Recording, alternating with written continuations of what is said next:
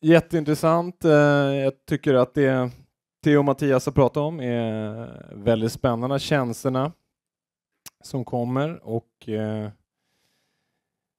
allt där kring. Titeln på det här presentationen såg jag var Norra Djurgårdsstaden. Sorry, I'm switching to English now. I realized that we're supposed to do this. The title of the presentation was the Stockholm Royal Seaport, which is the fancy name for Norra Djurgårdsstaden. I will talk about this, but also try to put this a little bit in perspective from our point of view. And so the planned agenda was to give some, for the next 20-30 minutes. I haven't tested this for time yet, so let's see. I hope you will keep up. Just before lunch is always a challenge. But to talk a little bit about the network society, going on to the Stockholm Royal Seaport, and then into something which we denote, or not only we, but a phenomenon which I find very interesting, that of megacities. So I'll give you a little bit teaser there. If that's fine with everyone, let's go on. I realize the discussion point I think we will skip, but let's move on. So the network society, I think it's interesting to put it into perspective a little bit, to see that we had mobile telephony as one of the first inflection points for our industry to really take off the number of subscriptions. And now we are basically seeing the early stages of the next big inflection point. We had a year 2010, we had 5 billion mobile subscriptions, which is projected to go on to 7.9 in the coming years, 2020. But what this means basically is it's a very interesting and challenging time, and we have to think in very new ways when we start thinking about what we heard already, things getting connected to a much larger extent. What does this mean for our customers in terms of opportunities and challenges? Of course, the places we've had sort of a steady connection increase already, which will continue. We saw, I think the projection is going from 0.5 billion broadband connections to 0.6 in the next 5 years. But there has been this explosion you all know about for the mobile broadband subscriptions, obviously.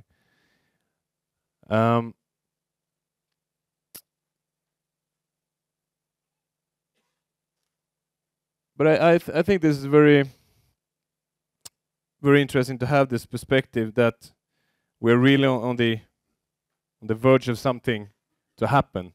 It's really happening for real. And the drivers behind this is that you have broadband ubiquity is the nice word for this, and which is becoming basically broadband connectivity everywhere. And you have the fact that the cost of connecting devices is going rapidly down. So it will soon not longer be a factor when you create products. And the rationales behind connecting things are obviously different depending on what perspective you have. From a people perspective, I mean, you can look at your own life, lifestyle, health that Theo was into, safety reasons for having services around you. You have the business perspectives of productivity, the fact that as a business you always want to improve and become more efficient, make more money, basically, track your assets, all this. From a society point of view, you also have a lot of reasons moving towards sustainability, general public safety, all these issues. So there are different drivers for the network society as a whole. And the applications are very diverse as well. You can basically pick any sector and see that there are reasons for for using connectivity in new ways. I won't go into this. It's just a sample of. I mean, we talk about consumer electronics. We talk about utility. There will be more of later on. Healthcare was mentioned. Agriculture. We've been doing things in, for instance, China around fish farms there. So there are. You see this popping up everywhere right now. So if we look at the utility, which is one part of maybe smart city solutions, we can move on then to the Stockholm Royal Seaport. And this is a conceptual picture, how it's supposed to look like in 2030. It's quite a long time frame. But those of you, some of you might know this area, but it's basically an area on the outskirts of central Stockholm, which today has a marina. It has some industrial facilities. For instance, Fortum, the DSO, the distribution system operator, is located there. But this is being totally rebuilt now to become one of these most sustainable areas on the planet. Basically, the background is that the city of Stockholm joined the Clinton Climate Initiative. And so this has been pinpointed as one of the, I tend to say 14, but I believe it's 18 places on the globe to be evaluated for sustainability, energy efficiency, and carbon dioxide footprint or emissions.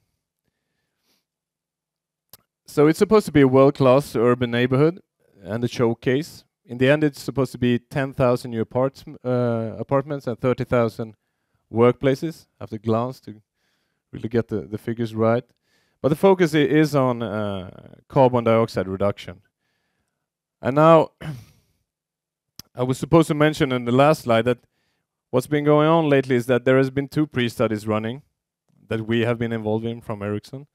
One is on smart grid, which this focuses on. Another is on smart communication with the Swedish ICT and players like Telia, Acreo, Six, etc., which looks at the more communication infrastructure from a generic point of view. But if we mention something around the smart grid, there are a lot of, the main consortia here is ABB and Fortum. There is us, there is Electrolux, the construction companies, Interactive, KTH, these players you all know about. But there is a lot of pieces if you start looking at smart grid. One main piece is, of course, to get end users aware that there is a need for a change somehow to create a sustainable society. But the smart grid communication also, it contains both the things like automating the substations on a very grid level, both through the use of fiber, but you will see in the next slide that we're testing cellular technologies as well for this. But you have things like microgeneration, the fact that you produce local energy. I believe it's supposed to be a 30% contribution from local solar panels and so forth. You can argue solar panels in Sweden, but yeah.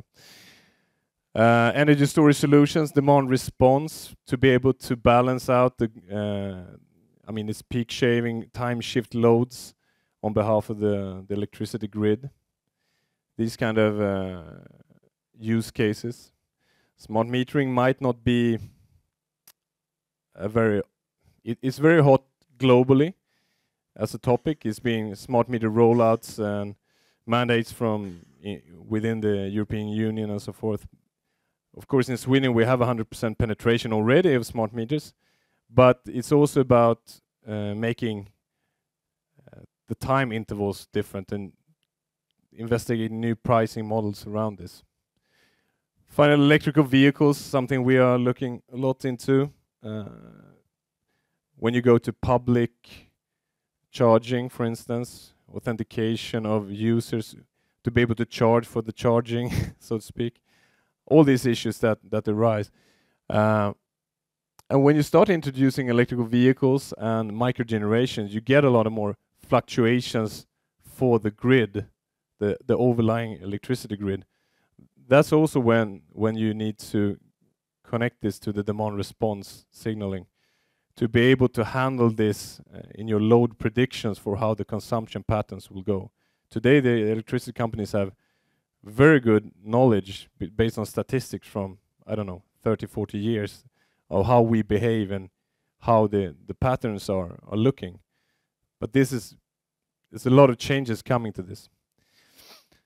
Yes, so the pre-study completed. Yes, that's the current state here. There is preparations and always the case of getting funding for, as many of this room know, different instances. That's sort of the phase right now. There will be implementation projects kicking off in 2012. The actual residents for the first building phase will move in, I think it was delayed, so now it's in the beginning of 2013. And it's also the number shifts, but it's about 400 apartments. And so in this consortia, for the smart grid, we are seen to as the sort of overall communication solution provider. Just to give you a feeling that this is actually real, not only on slide, I just put up a picture, kind of how it looks today, and putting it on a map. This is the sort of first set of houses being built. There are 6 substations on the 11 kilowatt level. And they are actually digging full speed at the moment.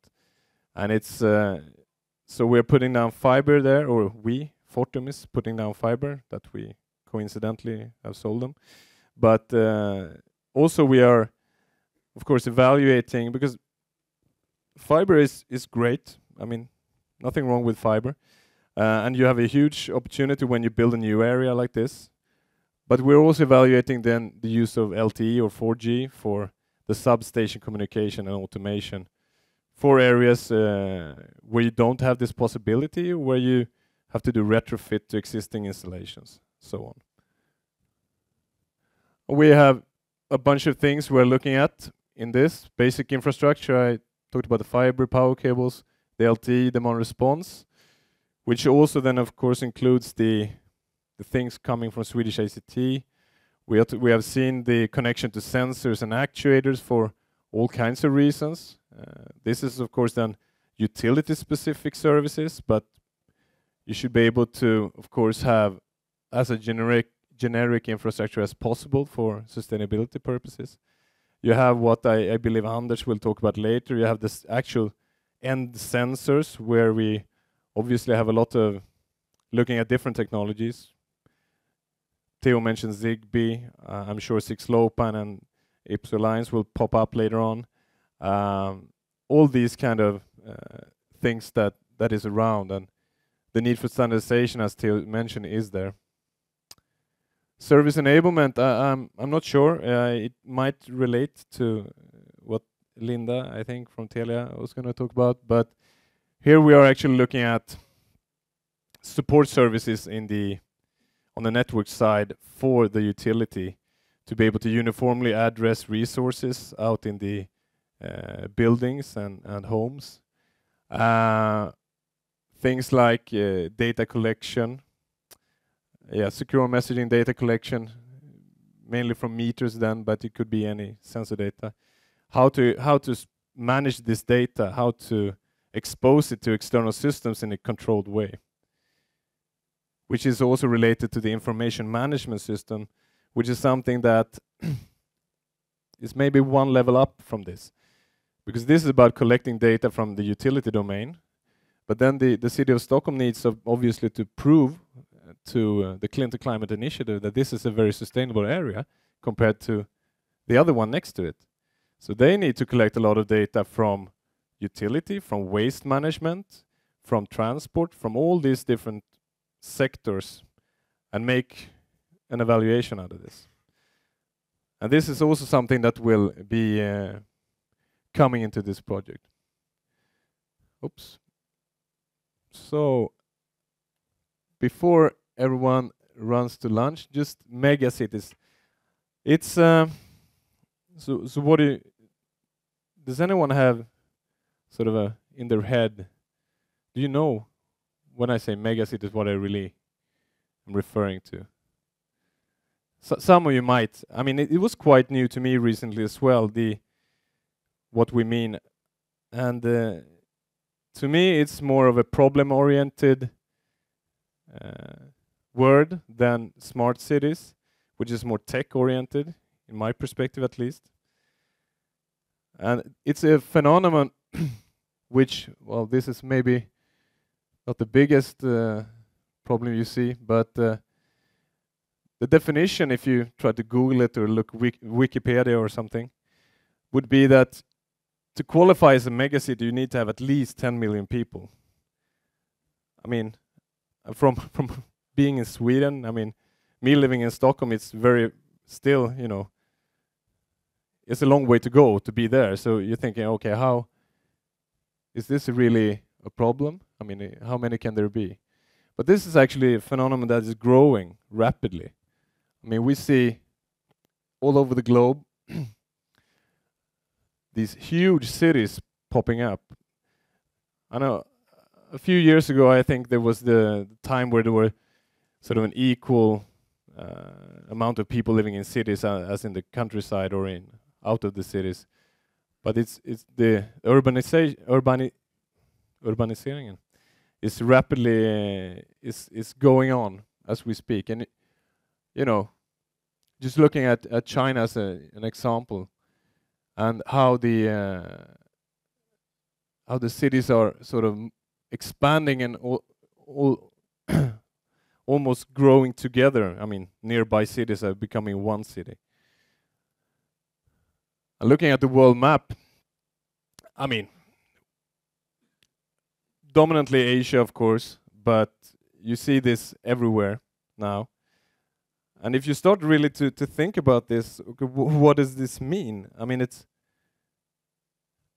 you think that the orange or yellow almost is only 5 to 8 million. If you look at this, 5 to 8 million, that's a huge city still, you know. And I think Tokyo, yeah, it's in the top here, in the lead of mega cities so far. You could sort of guess that China or maybe India will pass them in a few years. But I think it's good to have this perspective also what's going on globally. Yeah, just another one. And I'll just let you have a look at this slide for a minute. Try to take it in what it really means.